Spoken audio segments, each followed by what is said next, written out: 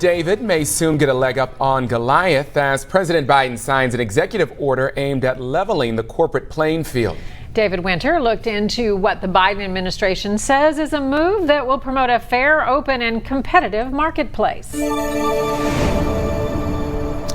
Paula, the president signed this order late on Friday, so it pretty much flew under the radar of most media attention. But this executive order has broad implications for pretty much anyone who works in or around the greater Cincinnati area.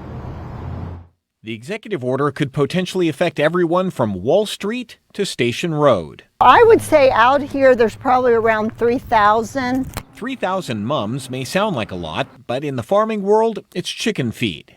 The Station Road Farm in Westchester has great produce and loads of charm, but it's one of thousands of family farms getting crushed by massive corporate farms. People come in and they'll say, well, I can get this at Lowe's for $3, and we're selling them for $5 a pot.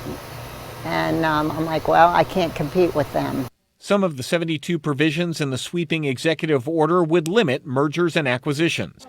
They also put a bite on licensing boards that make it hard for licensed workers like dental hygienists to move within their industry. There's multiple boards that every hygienist has to take, and we have to retake every one of those boards, tuition section, if we want to practice in a state that's not reciprocal with an Ohio license.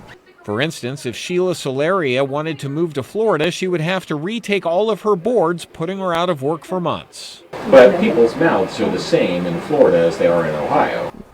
Absolutely, yeah. So it makes very little sense, don't you think? Another provision in the order could substantially weaken non-compete clauses. The problem is they restrict somebody to earn a living, which is supposed to be something you're guaranteed in the US of A. Attorney Steve Simon says employers force doctors, salespeople, even factory workers to sign non-compete clauses, holding employees hostage and keeping salaries lower.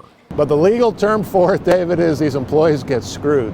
Non-compete agreements are an important tool for businesses. The corporate attorney Chad Willett says if Biden tilts the balance too far, it will be unfair for employers. And some of the reason the employee has that skill may be because the employer or the company has spent years teaching them, training them. Some of the reasons the employee might have that client or that customer to sell to is because the company introduced them.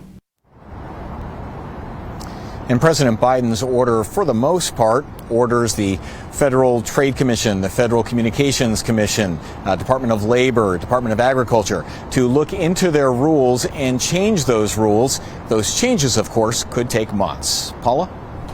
It's very interesting. Thanks, David.